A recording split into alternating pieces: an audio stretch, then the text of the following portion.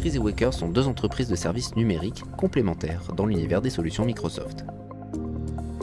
Trees est une société experte en business intelligence, en data science et en data visualization. Ces consultants interviennent notamment sur des projets basés sur Power BI, mais aussi sur les technologies data dans le cloud Azure et sur la Power Platform. Les Wakers sont consultants spécialisés dans la sécurité, l'adoption et la personnalisation des solutions cloud au service de leurs clients. Ils vous accompagnent sur des missions d'analyse de risque, de protection de votre environnement, de gouvernance adaptée à votre contexte et de choix d'architecture, sans oublier la création d'applications low-code. Les agences de Trees et Wakers sont basées à Lille, à Paris et à Nantes. Ces sociétés ont noué un partenariat fort autour de valeurs communes, le goût pour l'excellence technologique, le partage des connaissances et une culture d'entreprise fortement axée sur la bienveillance et l'épanouissement des collaborateurs. Nous sommes Wakers et Trees.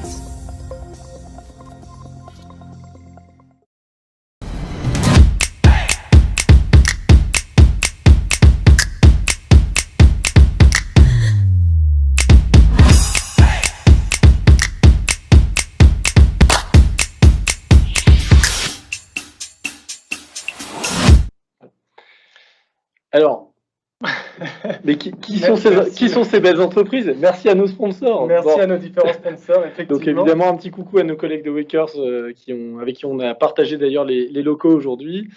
Nous sommes Trees. Alors vous voyez... Tu as été trop tôt, on ne te demande pas encore qui tu es, on te demande de remercier les sponsors. Je remercie les sponsors. Merci effectivement à tous ces sponsors sans qui cet événement n'aurait pas serait lieu. Plus compliqué. Et merci aussi, on en profite pour remercier donc Guillaume, Amélie et Julie qui ont organisé avec talent cet événement dans des conditions pas faciles et on leur tire notre chapeau parce que voilà, c'est un beau boulot. Bravo à eux. On est très fiers de les accompagner sur ce sujet. Qui sommes-nous? Allez, qui es-tu? Qui suis-je? Donc, Olivier et moi, donc, on est cofondateurs avec une troisième personne qui n'est pas là, qui s'appelle Rémi. On est cofondateur de la société Trees Data Management, qui est basée, donc, comme vous l'avez vu dans les vidéos sponsors, à la fois, donc, notre siège est à Lille, à Villeneuve-d'Ascq, très exactement. Et on a aussi donc, une agence à Nantes et à Paris. Et donc, moi, personnellement, je suis passionné par tout ce qui est business intelligence depuis maintenant près de 15 ans et particulièrement la business intelligence Microsoft, donc au travers notamment de Power BI. Je te laisse te présenter. Également passionné par toutes ces nouvelles technologies, la data Microsoft plus particulièrement,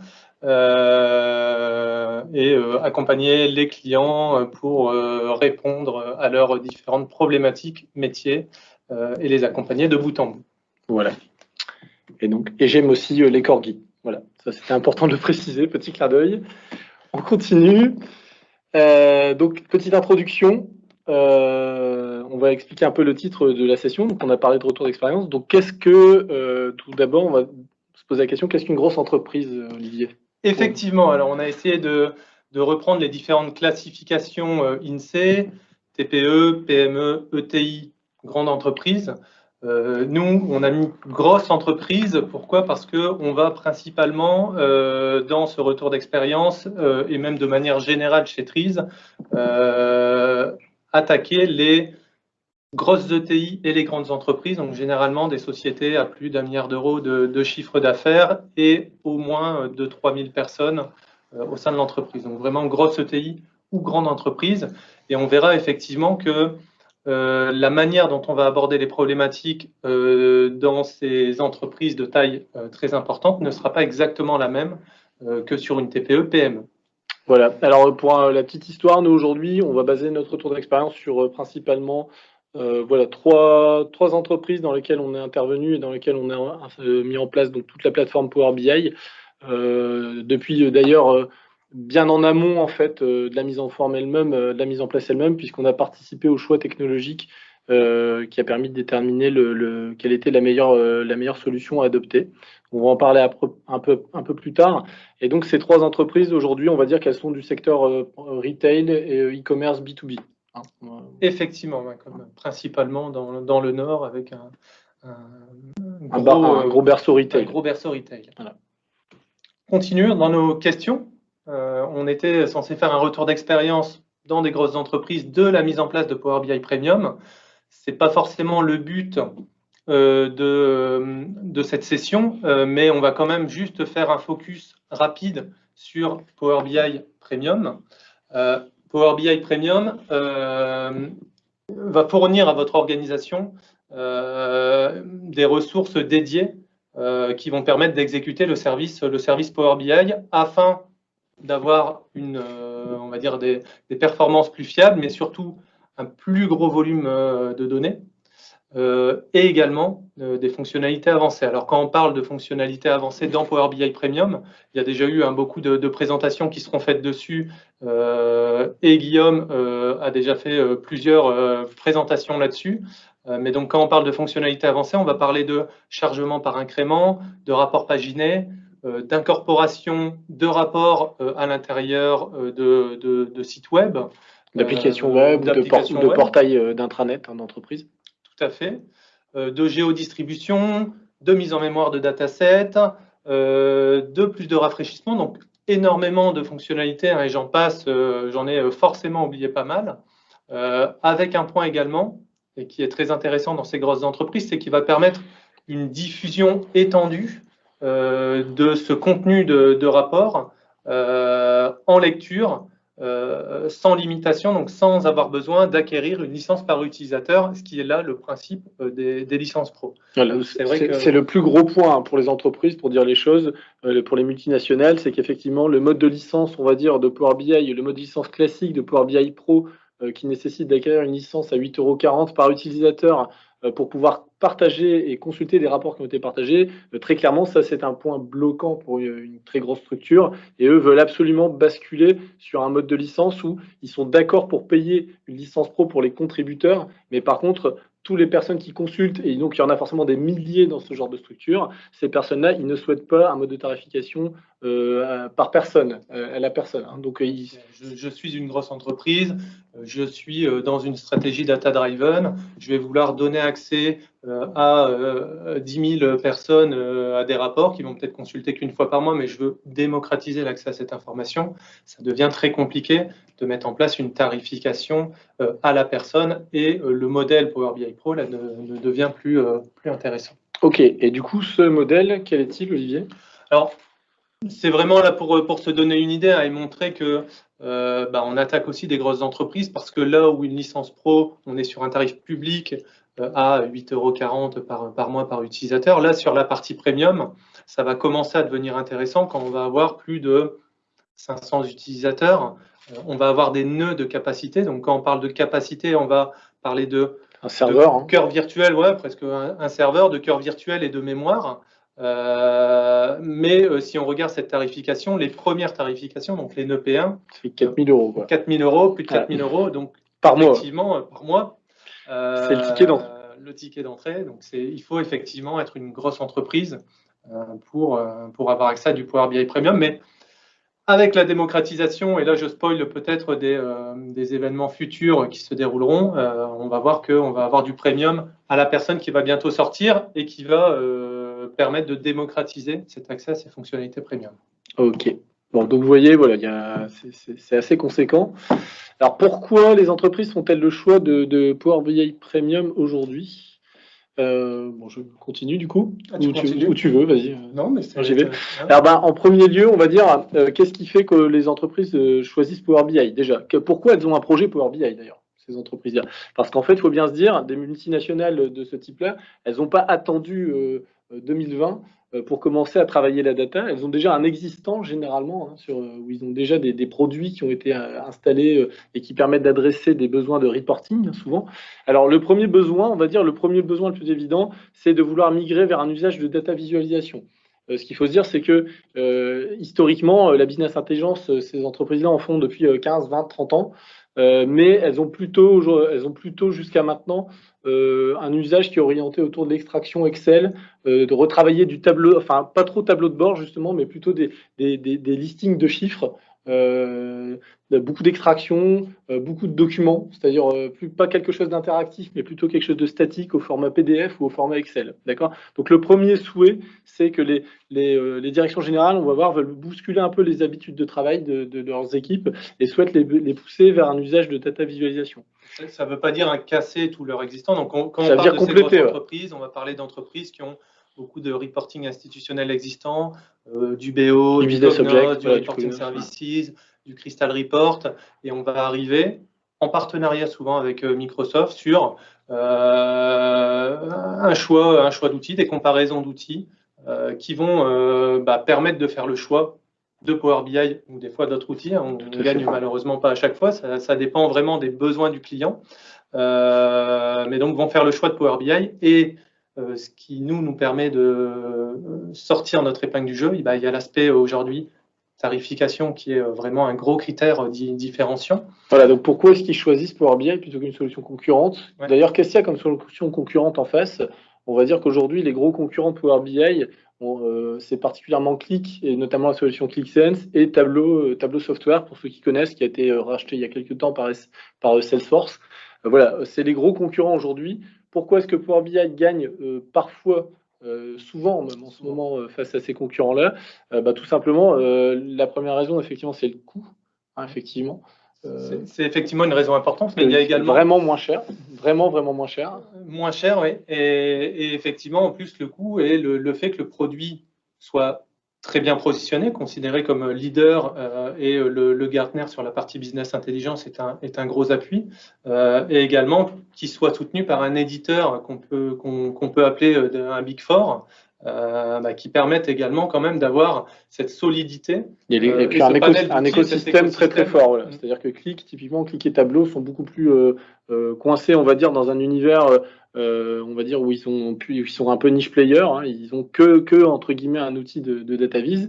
Microsoft, ils ont tout un écosystème autour de ça, avec Microsoft Azure et la Power Platform aussi, comme on l'a vu. Effectivement. Donc ça, c'est plus ou moins le premier gros besoin. Un deuxième besoin qui arrive, c'est effectivement une stratégie de migration vers le cloud. Quand on parle de stratégie SaaS, PaaS, IaaS, donc des stratégies vraiment de migration en service managé. Troisième cas également, qui est un petit peu plus rare, mais qui arrive quand même de plus en plus, migration d'un outil de data vis vers un autre. Et ça, on le voit généralement avec des choix groupes. Comme on travaille avec des grosses entreprises, il y a souvent un groupe national qui va imposer un choix à ces différentes entités. Donc là, c'est un peu plus dur aussi parce que on arrive avec des personnes qui ont été forcées, qui étaient peut-être contentes d'un outil, mais qui ont été forcées ou qui n'ont pas été impliquées dans le choix de cette démarche. Mais voilà les différentes manières dont on rentre chez ces gros clients. Et l'aspect le plus important, c'est bien là, techniquement, on rentre, on va mettre un outil, mais pour quels usages, Arnaud? Alors, pour quels usages? On va considérer aujourd'hui qu'on a deux grandes catégories d'usages de Power BI Premium dans ces grosses entreprises. Le premier usage, le plus important, c'est celui qu'on appelle la plateforme d'entreprise. Donc, c'est un usage, on va dire, qui est principalement orienté, on va dire, qui est un usage institutionnel, dont le but est d'institutionnaliser des KPI et des chiffres au sein d'une entreprise. Ouais, on peut voir ça un peu comme la continuité. Ces grosses entreprises ont forcément un entrepôt de données, donc ont vraiment unifié, mis un point d'entrée unique pour l'utilisation de cette donnée. Et là, l'objectif, c'est avoir une continuité avec une couche sémantique qui va vraiment rassembler potentiellement des data marts, qui vont vraiment rassembler des KPI métiers qui ont été définis par les métiers, qui sont tous utilisés par les mêmes personnes. Le but, c'est que tout le monde ait les mêmes chiffres. Tout le monde a les mêmes chiffres. On a un point d'entrée unique et donc une vérité unique au sein de l'entreprise. Donc du coup, un reporting d'entreprise, hein, c'est-à-dire qu'on est plutôt sur des rapports qui ne sont pas conçus par des personnes dans un coin, mais qui sont vraiment pensés comme étant la référence de chiffres au sein de l'entreprise. Une démarche du coup qui est plutôt guidée, on va dire, par une vision projet. Ouais, démarche informatique. Démarche informatique, effectivement. C'est vraiment l'informatique. On va rentrer dans un vrai mode projet piloté par l'informatique.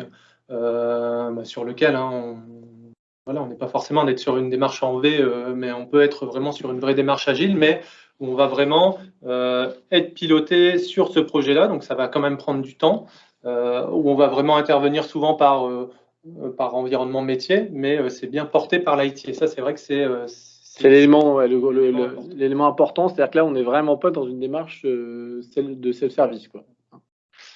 Et avec un point important, mais qui continue d'axer toujours dans ce sens-là, une centralisation de la donnée et une centralisation de la sécurité. Le fait d'avoir ces points d'entrée uniques, on est capable de mettre la sécurité au même endroit, donc tout centralisé. Et une démarche forcément qui est comme c'est l'idée par l'IT, qui est supervisée, automatisée, c'est-à-dire qu'on va avoir donc un certain nombre de rapports qui vont être basés sur des datasets d'entreprise, du coup, et ces datasets vont eux-mêmes s'appuyer très probablement sur des sources de données très industrialisées comme un data warehouse, quelque chose voilà, qui fait office de référence. Et donc l'idée, c'est que tous les rapports, tous les datasets qui vont être produits par l'IT dans ce cadre de rapport d'entreprise, tous ces éléments vont être chargés automatiquement tous les matins et seront mis à disposition du coup avec des données fraîches dans des démarches de plans d'ordonnancement qui vont être dans l'entreprise. Enfin voilà, tout va être intégré. Ce qu'on appelle des plans de production. Mais voilà, tout va être intégré par le service IT. Donc voilà un peu pour cadrer l'usage de DataVis d'entreprise. Alors, donc Power BI Premium, c'est un super outil pour ça, mais c'est un outil aussi, on va dire, avec lequel on a un certain nombre de limites, de limitations auxquelles on doit faire face. Et donc, quelles sont ces limitations? Effectivement, alors on a abordé tout ça, on a abordé toutes ces contraintes de gros projets d'entreprise. Nous, on arrive avec Power BI Premium, très bien, on va arriver face à l'informatique qui va revenir en disant oui, on est embêté, mais par contre, on a vu là, il y a quand même des limites sur la volumétrie, comme on veut tout mettre dans un point d'entrée unique, dans un cube potentiellement unique. Aujourd'hui, les clients qu'on va adresser, ces grosses entreprises, vont adresser au minimum des centaines de millions de lignes, voire plusieurs milliards de lignes. On est souvent à plusieurs milliards. On est souvent à plusieurs milliards de lignes. Alors oui, on peut avoir des taux de compression qui peuvent être intéressants, mais on va avoir des tailles de rapport de très grande capacité. C'est vrai que là, on va avoir des limitations sur cette notion de volumétrie. On n'a pas forcément non plus toujours la main, parce que je sais qu'il va y avoir des questions par rapport au Direct Query. On n'a pas toujours forcément non plus la main sur ce genre d'architecture. C'est-à-dire qu'on est dans des environnements où le Direct Query n'est pas forcément possible. Alors ça, je ne vais pas m'étaler sur les raisons, mais du coup, effectivement, quand on parle de forte volumétrie, nous, ça nous impose, on est souvent dans des cas où l'architecture imposée, on va dire, par les architectes de ces entreprises-là, nous impose de charger les données quand même dans des datasets. C'est important de le préciser. Deuxième point, il y a plusieurs limitations.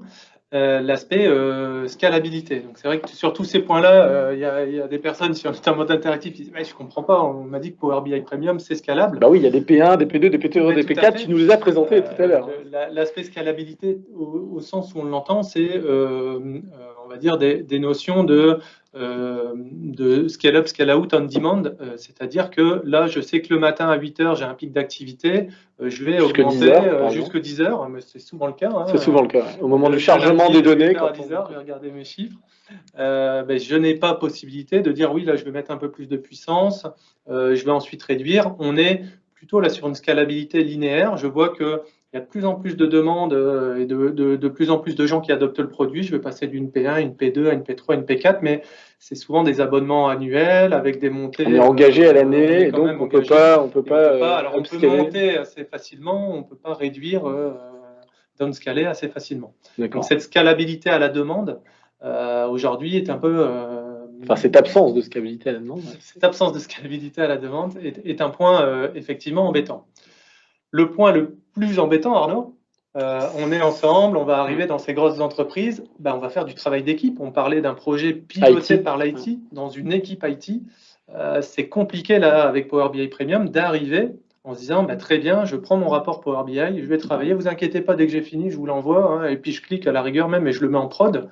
Cette notion avec tout ce qui va être lié à DevOps, les notions d'ALM, sont des choses très compliquées parce que tout est inclus dans le rapport Power BI. Donc là aussi, j'essaie de faire les questions et les réponses que les personnes pourraient se poser. Aujourd'hui, on voit qu'il y a des outils externes qui sont en train de sortir avec Tabular Editor. Donc je pense que ça va permettre de faciliter ce mode-là, mais c'est vrai qu'aujourd'hui, si je fais un très gros rapport Power BI qui fait plusieurs dizaines de gigas ou centaines de gigas et que je vais vouloir le mettre dans mon contrôleur de code source, bon, je ne suis pas sûr que ça marche très bien, et puis on ne peut pas être plusieurs à bosser sur un rapport, donc ce point-là, en gros, le rapport est ouvert dans Power BI Desktop, et donc tant qu'il y a une personne qui travaille dessus, ça veut dire que les autres développeurs, typiquement, moi je sais que voilà, j'ai mon PBX qui est ouvert sur Power BI Desktop, le plus gros problème, c'est que si j'ai à la fois mes requêtes de chargement Power Query, mon modèle avec mes KPI et mes rapports, si je suis juste en train de changer la couleur d'un bouton, ça veut dire qu'il n'y a personne qui peut travailler sur aucun de ces éléments-là pendant que je change la couleur de mon bouton.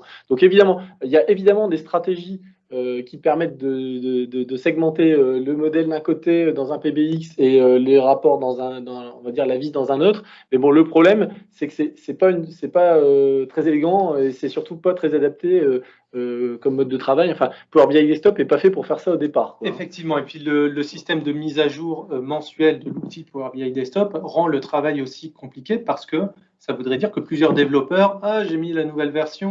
Moi, je l'ai pas mise. Je l'ai pas mise. Ça marche pas.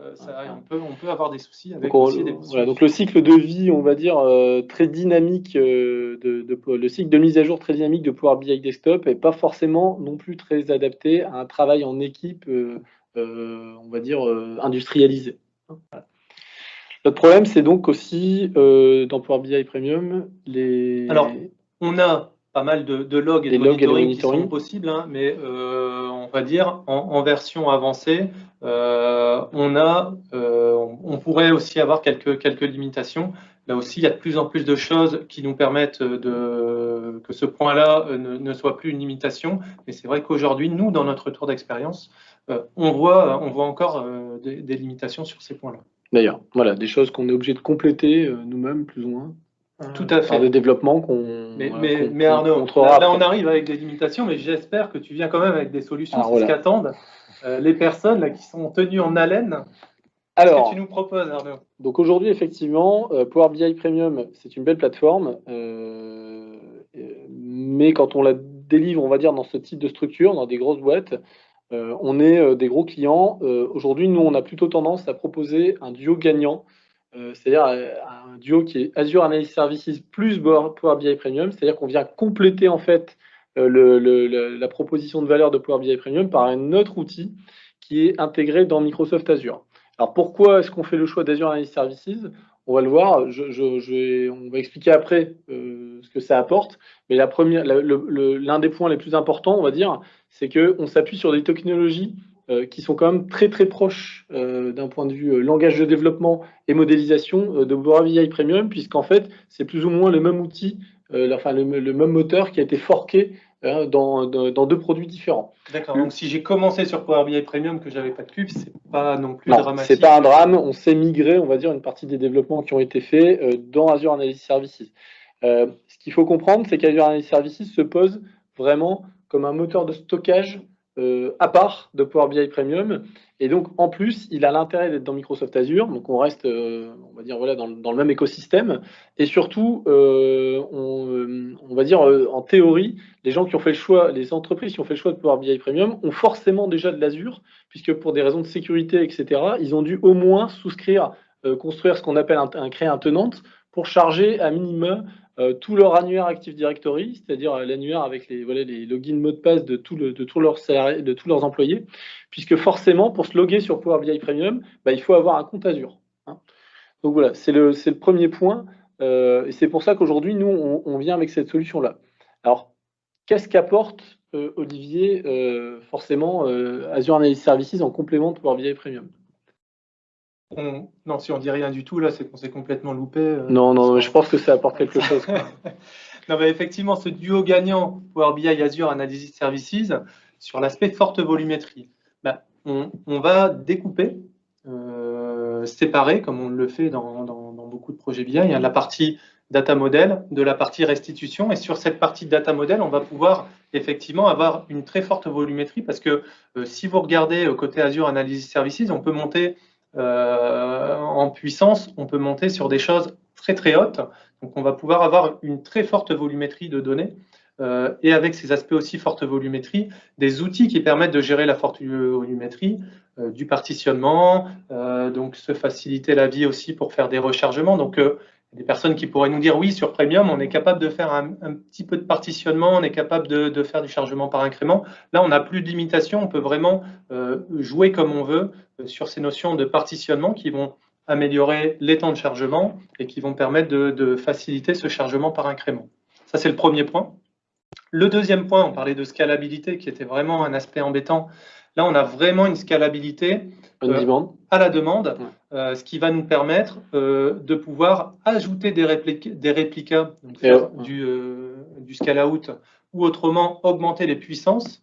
Augmenter la puissance du serveur, rajouter de la RAM, rajouter de la puissance. Le scale-out va permettre, quand on a beaucoup d'utilisateurs, d'avoir plusieurs personnes en instantané et de faire du mode load balancing, donc ça c'est très intéressant, va permettre de pouvoir faire une notion de serveur back-office qui est en train de recharger le cube et donc qui permet d'avoir un cube toujours accessible et de faire du rechargement en off, ce qui ne va pas dégrader les performances et d'avoir un cube quasiment toujours accessible, et ce qui va permettre vraiment, en utilisant les logs, d'être capable de dire là mon serveur il est dans les choux, là il commence à y avoir beaucoup de demandes, en script je suis capable d'augmenter la puissance et c'est à chaud de manière quasiment instantanée qu'on va pouvoir effectivement augmenter. Ça veut dire plus de problème de saturation de RAM, de mémoire entre 8h et 10h du mat, puisque c'est un des gros problèmes nous qu'on a rencontré avec Power BI Premium, pour dire les choses, c'est que à un moment donné, entre 8h et 10h du mat, tout le monde se connecte et il y a encore des datasets qui sont en cours de refresh. Et donc, tout d'un coup, il n'y a plus de mémoire, ça met du temps à répondre, il y a des refreshs qui tombent en échec. Là, plus ce type de problème-là. Là, plus ce type de problème, on peut même aussi, c'est des ressources Azure qu'on va pouvoir couper, qu'on va pouvoir réduire. Donc, on peut aussi se dire, le soir, le week-end, soit je coupe parce que je sais qu'il n'y a pas d'accès, soit je réduis de manière très importante pour avoir vraiment un coût limité sur ces points-là. Alors, ça nécessite de mettre en place du script, des logs, on le verra un petit peu plus tard, mais tout est possible là-dessus, ça ouvre le champ des possibles. Donc vraiment, on est dans un mode où on se sépare, je rappelle pour Azure Analysis Services, je ne sais pas si c'était très clair, mais on sépare vraiment le moteur de données. Donc du coup, les cubes, on les stocke plus du tout dans Power BI Premium, ils sont plus dans les PBX, ils sont donc dans un service à part qui est hébergé sur Azure, et vraiment du coup avec Power BI Premium, on va plus faire que la restitution. Et on retourne dans des choses très compréhensibles. On a vraiment un modèle analytique, un modèle de données et un outil de restitution qui va s'appeler Power BI. Donc Power BI ne va servir que pour la restitution, entre guillemets. Donc l'aspect positif aussi, c'est qu'on économise en termes de prix Power BI Premium parce qu'on pourra mettre plus de personnes. On ne fera plus que la restitution, on ne fera plus l'aspect stockage de données. Stockage de données.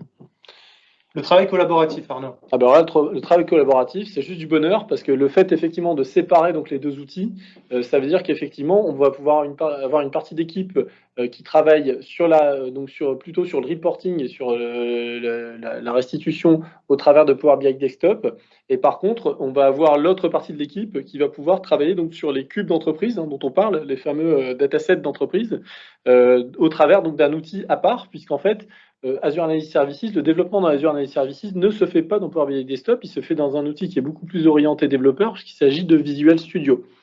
Donc Visual Studio, son gros intérêt, c'est déjà il a un cycle de mise à jour qui est beaucoup plus court, on va dire, beaucoup plus au contraire, beaucoup moins dynamique. Donc il n'y a pas des mises à jour tous les mois, donc on n'a pas de problématique d'upgrade mensuel comme on l'aurait sur Power BI Desktop. Donc ça veut dire c'est beaucoup plus facile de gérer le cycle de vie de l'application.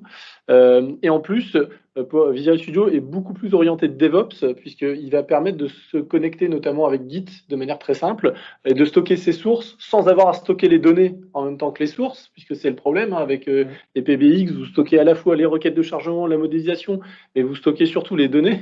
Donc là, il n'y a pas ce problème-là. En fait, on va pouvoir stocker uniquement les sources dans nos outils de DevOps, notamment dans GitHub, puisque c'est Git qui est utilisé aujourd'hui, ou on va dire Azure DevOps. Donc Git aussi derrière. Et donc, on va pouvoir utiliser les outils de travail collaboratif de manière beaucoup plus adaptée. C'est fait pour Power BI Desktop. À la base, c'est pas fait pour ce genre de problématique. Là, on parle de Visual Studio, c'est l'outil dessus, mais il y a des outils annexes de développement aussi, qui peuvent servir pour le développement. Et log et monitoring avancé, ce qui est intéressant aussi, c'est qu'on va pouvoir se plugger à une brique qui gère très bien les logs et qui va pouvoir les centraliser dans un point d'entrée unique qui va être Log Analytics, qui est une brique complémentaire Azure sur lequel on va pouvoir plugger le cube et plugger plein d'autres données d'entreprise. Je regarde en parallèle les questions, j'avais pas beaucoup suivi, mais effectivement, donc, pour répondre à Olivier Beaujeau, l'AP1 va effectivement, entre guillemets, ne servir que pour le visuel, donc vraiment en termes de frontal web. Ce qui est intéressant, c'est que on va pouvoir donc sur une P1 mettre plus de personnes parce qu'on va solliciter moins la mémoire. Mais oui, c'est le coup, et donc Arnaud Cizer est tout à fait dans le vrai pour connaître très bien ces problématiques-là. Il y a une question aussi par rapport à Dataflow. Effectivement, pas mis en place pour le moment, comme répondait Arnaud. Alors tout simplement, Dataflow aujourd'hui, on n'a pas eu l'occasion de le mettre en place dans ces structures-là, tout simplement parce que, alors notamment, alors je parle pour mes clients à moi, pas ceux d'Olivier, les entreprises avec lesquelles je travaillais moi, eux tout simplement en choix d'architecture, ils avaient fait des choix chez des clouders concurrents de Microsoft, donc Google pour pas les citer, pour tout ce qui est stockage du data lake, d'accord. Donc ça veut dire que aujourd'hui on va avoir, on en est là. Aujourd'hui, on n'a pas de retour nous particulièrement sur l'usage de Dataflow. Hein. Ok, donc là c'est super, Azure Analysis Services, donc il n'y a que des points positifs. Que des points positifs. Eh ben non. Mais parce que le fait d'introduire un outil tiers, forcément, ça a, on va dire, des conséquences. Il y a toujours un mais, effectivement. Déjà, le coût. On rajoute un serveur, un autre produit, il y a un coût supplémentaire. Voilà.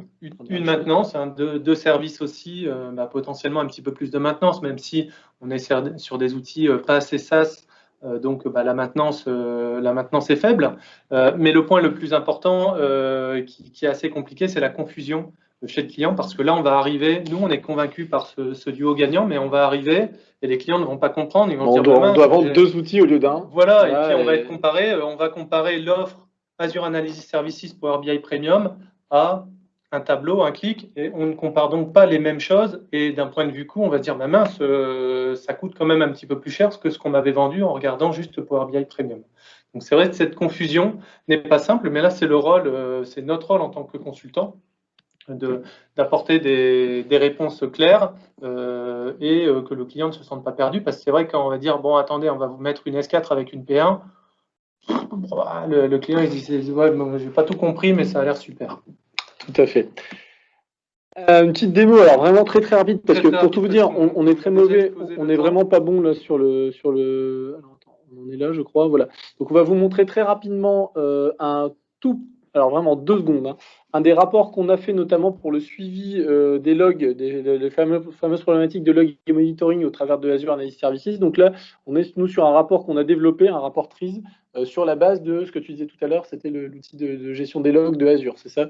Azure Log Analytics. Du Log Analytics, voilà. On peut enrichir aussi. On va pouvoir surveiller, hein, donc avec ce type d'outil, on va pouvoir surveiller en fait la durée d'exécution des requêtes. Donc là, on voit que c'est super cool parce qu'on a, je pense, 90% des requêtes qui sont en dessous de 500 millisecondes. On va pouvoir surveiller les usages par heure avec des nombres. Voilà, on voit ici le nombre de personnes connectées. On va pouvoir surveiller la puissance, c'est-à-dire la QPU sollicitée par les requêtes. On va pouvoir surveiller le nombre d'utilisateurs pour chaque dataset. On va pouvoir surveiller ici les usages par heure dans une espèce de matrice, là, à la semaine et à l'heure. Donc ça veut dire qu'ici, très clairement, quand c'est foncé, ça veut dire qu'on a tout intérêt à upscaler, comme tu disais tout à l'heure, nos rapports, enfin nos serveurs, etc. Voilà. On est vraiment très très à la bourre. On est vraiment très fin dans le pilotage, jusqu'à la surveillance des coûts, puisque là, vous voyez, voilà, on a ici dans une matrice le coût à l'heure, hein, tout simplement. Et quand c'est en rouge, ça veut dire qu'on a dû upscaler pour rajouter ce qu'on appelle des réplicas afin d'avoir plus de puissance, puisque très probablement il y a plus de personnes connectées. On va continuer très vite.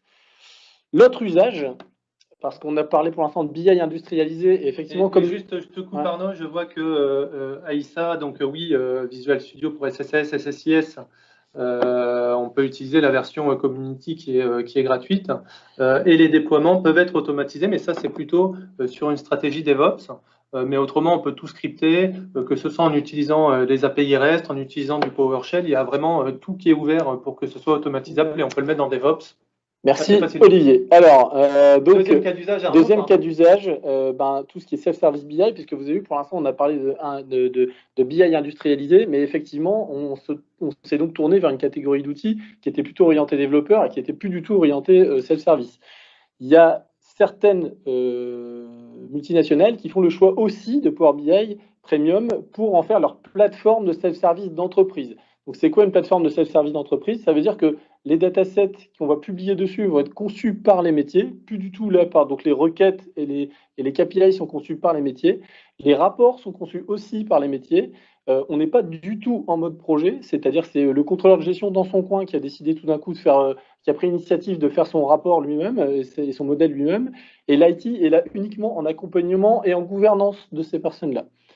On va du coup plutôt être sur des volumétries plus faibles. Alors quand je dis plus faible, on peut quand même rester sur quelques dizaines de millions de lignes, mais on va dire que globalement, comme la donnée va être chargée sur le poste de travail de l'utilisateur, forcément on sera plus sur du milliard d'enregistrements.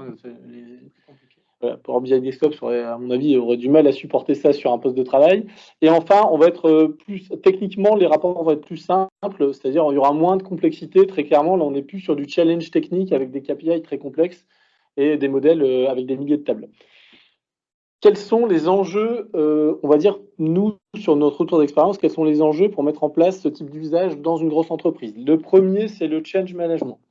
La gestion du changement, c'est une vraie problématique sur la data visualisation. J'en ai parlé un tout petit peu tout à l'heure.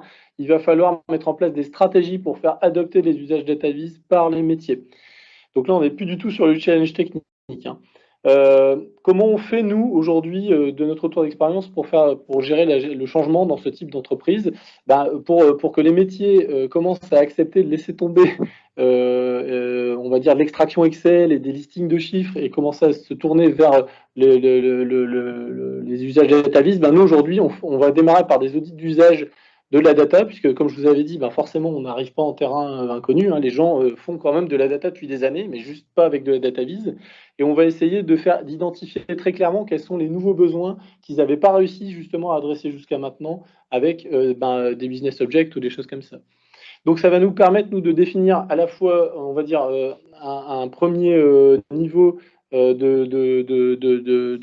projet à adresser en priorité et à définir une cible utilisateur qui va être en quelque sorte nos ambassadeurs, c'est-à-dire que c'est les personnes qui vont porter le mieux le message d'utilisation de Power BI en disant la data vis c'est génial, moi il y a des choses que je ne pouvais pas faire avant que maintenant je peux faire grâce à ce type d'outils. Ce qu'il faut se dire, c'est pour convaincre une population, le mieux c'est d'avoir quelques sponsors, quelques ambassadeurs dans les métiers qui croient dans le produit. C'est ce qu'il y a de mieux, il y a une espèce de politique un peu virale, on l'a vu nous chez certains clients où tout d'un coup tout le monde se mettait à installer Power BI Desktop parce qu'il y a 2 ou 3 personnes qui en faisaient la pub. Donc on met en place aussi, là c'est le point qu'on a mis en vert, des notions de club utilisateur. Ça c'est très important. Donc nous, très clairement, on vient faire de l'animation de club utilisateur. On a des consultants qui sont spécialisés dans tout ça. Et encore une fois, le club utilisateur, ça reste le meilleur moyen de convaincre une population. On anime des personnes et ils arrivent à se convaincre eux-mêmes d'utiliser le produit en disant regardez ce que j'ai réussi à faire. Et en plus, il y a souvent des personnes un peu géotrouve-tout dans ces populations-là de contrôleurs de gestion, de directeurs financiers, de directeurs commerciaux, de business analystes, qui tout d'un coup, eux, trouvent l'outil génial et montrent ce qu'ils ont fait aux autres. Mais je pense une fierté aussi personnelle de pouvoir aider, dépanner ses collègues. Complètement. Et enfin, donc, le change management, ce n'est possible que s'il y a un support métier, donc on va en parler un peu après, du desk, parce que forcément, ces gens-là, il leur faut de l'aide au quotidien. Donc, l'autre challenge, on va dire, pour mettre en place une plateforme de self-service BI dans une grande entreprise, ça va être le pilotage de la gouvernance. Donc, le pilotage, on ne met pas en place Power BI Premium dans une entreprise sans gouvernance parce que sinon, très vite, on va se retrouver face à une problématique qui est souvent la problématique pour ceux qui connaissent un peu Business Object. Business Object est présent souvent dans les très grosses entreprises depuis très longtemps. Et quand on fait le constat de ce qu'ils ont, en 10 ans, ils ont développé des milliers de rapports et des milliers de datasets et des milliers d'univers.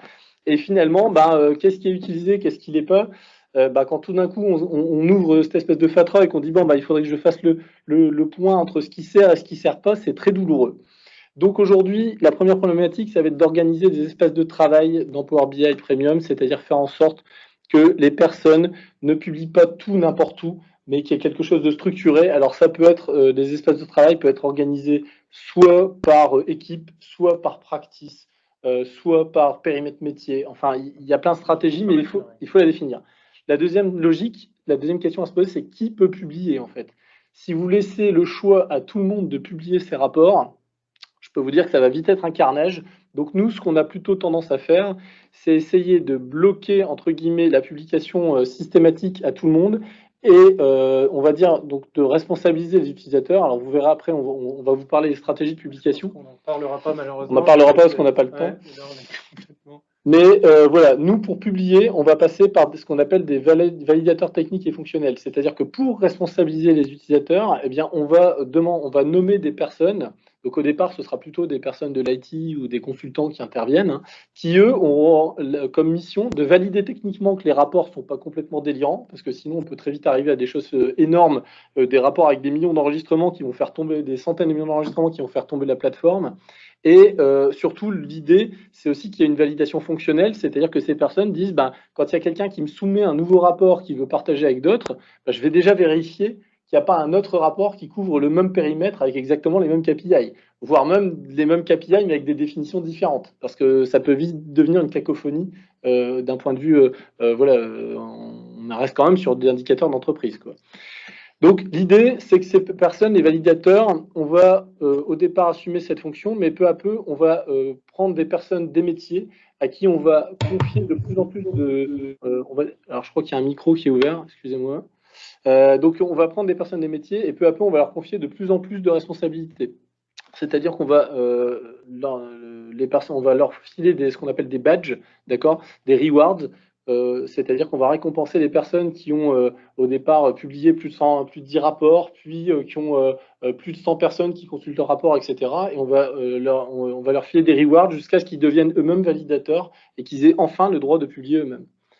Et dans les grandes lignes, et je vais le faire là plutôt rapidement, effectivement, il faudra aussi gérer l'accès en mettant en place des règles d'accès, indexer le contenu, essayer de mettre en place des outils tierces pour être capable de ne pas réinventer la roue à chaque fois et donc d'avoir une possibilité de chercher, de regarder déjà l'existant. Et donc là, on voit que c'est un vrai projet très important et tout ça en surveillant la bonne santé de la plateforme, ce qui va nous permettre d'embrayer sur cette partie voilà, donc administration. On va dire que le challenge technique sur la partie self-service BI, il est plutôt dans le fait de maintenir la plateforme en bonne santé.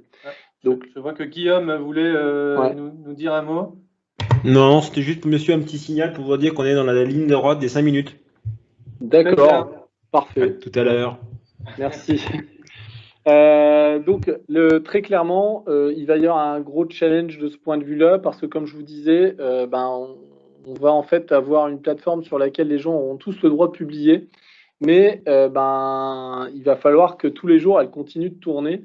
Et ce qu'il faut vous dire, c'est que les upgrades P1, P2, P3, P4, c'est pas quelque chose qui se fait en claquant des doigts. Les entreprises budgétisent pour avoir un certain niveau, une certaine taille de serveurs, ils ont bien l'intention d'y rester le temps qui était prévu.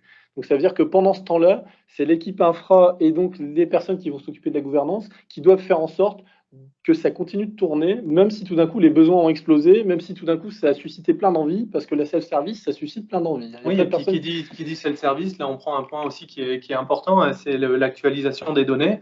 Voilà. Tout le monde va peut-être avoir envie d'actualiser ses données le lundi matin à 8 heures. Voilà. Il y a aussi un suivi là-dessus pour essayer de décaler, de s'arranger pour ne pas sursolliciter la plateforme avec ces fameuses notions de plan de prod. D'où la nécessité peut-être de faire du reporting avancé et comment on arrive à accompagner nos clients là-dessus, Arnaud. Alors nous, encore une fois, on va dire qu'il y a déjà un certain nombre de choses qui sont proposées par Power BI Premium par défaut. Ça a tendance à s'améliorer, mais comme on disait, c'était pas forcément exceptionnel. Donc on va vous refaire une petite démo.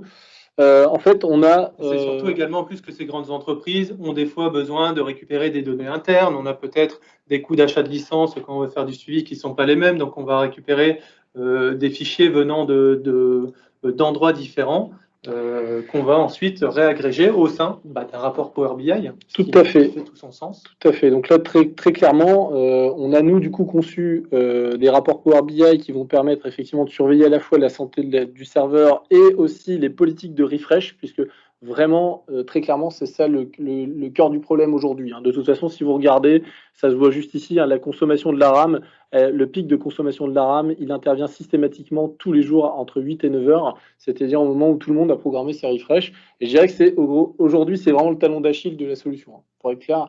Donc aujourd'hui, voilà, nous on met en place des choses qui vont permettre de surveiller justement la santé des serveurs, qui vont permettre de voir effectivement par dataset quels sont les refreshs qui se sont bien passés. Alors hop, on va faire ça. Quels sont ceux qui sont en success et puis forcément quels sont ceux qui sont en fail, puisqu'il y a forcément, alors, on a vu un là ici. Voilà, très clairement ici, on voit, voilà, celui-là, il a été rafraîchi non pas en programmé mais en demand, et donc il a échoué. Et donc nous, le but, c'est de faire attention qu'il n'y ait pas trop justement de problématiques, qu'il n'y ait pas trop de rapports qui tombent en fail lorsqu'on souhaite les rafraîchir. Et enfin, on va pouvoir surveiller aussi tout ce qui est consultation, tout ce qui est gestion des accès, c'est-à-dire typiquement, là, voilà, ce dataset-là, moi, je veux savoir qui a les droits d'y accéder et quels sont les rapports. Alors là, ici, on n'a pas, sur notre exemple, on n'a pas la donnée, mais quels sont les rapports qui attaquent donc quel dataset. Voilà un peu pour tout ce qui est... donc ça, très clairement, c'est des choses que nous, on est venu développer en complément de ce qui existe déjà, parce que ce qui existait déjà n'était pas suffisant pour les clients. Tout à fait. Et un dernier point très important. Alors, dernier point très important. Il n'y a pas de self-service sans formation, et ça, c'est juste inimaginable de bypasser ce point-là. Mais pas de data-vis d'entreprise non plus. Cette formation, elle est vraiment très importante, et c'est vraiment un fil rouge tout au long du projet, sachant que on ne va pas rentrer dans le détail, mais voilà, il faut mettre en place de la formation sur mesure, aussi bien pour les métiers avec différents niveaux, mais également pour l'IT, pour que le projet soit une vraie réussite et puisse être adopté, et qu'il y ait un rollout qui puisse se faire de manière sereine aussi auprès de l'exploitation. Voilà, donc on a fait 5 niveaux de formation, voilà, on ne les détaille pas. Il y a une formation dans les 5 qui est dédiée vraiment aux équipes infra. Et enfin, le dernier point, pour réussir, on va dire, en self-service BI comme plateforme d'entreprise Power BI Premium, le dernier point, c'est indiscutablement qu'il y a une assistance technique pour l'usage de Power BI Desktop. Quand je dis assistance technique, je ne parle pas d'installer Power BI Desktop, je parle bien de l'utiliser. Et donc, il y a un point incontournable, c'est d'avoir un service desk pour que les contributeurs IT métiers puissent avoir des réponses sur leurs questions, sur la provenance des données, où se situe telle donnée, pour les aider à concevoir leur KPI avancé, et enfin d'avoir des relais de proximité pour que les services métiers puissent avoir des réponses à leurs questions tout le temps. Et encore une fois, le club utilisateur, ça reste on va dire un rendez-vous récurrent pour que les gens puissent venir se plaindre et poser leurs questions, c'est important. Voilà.